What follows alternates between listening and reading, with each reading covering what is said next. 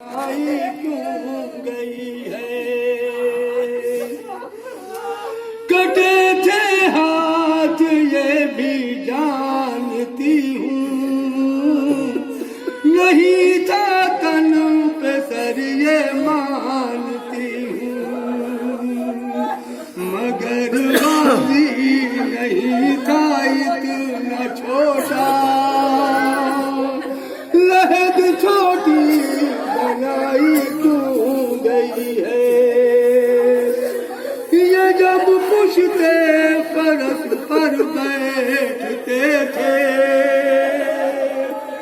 जमी पर पाँव दोनों पास देते, जो कामत में सिवा था मेरा सत्ता, लहद छोटी बनाई क्यों गई है।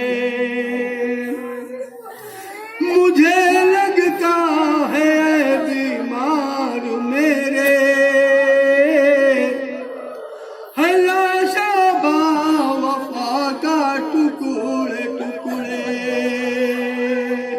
जरा अपनी फुफीजा को बता दे, लहद छोटी बनाई क्यों गई है। फूफी से ये बयां करते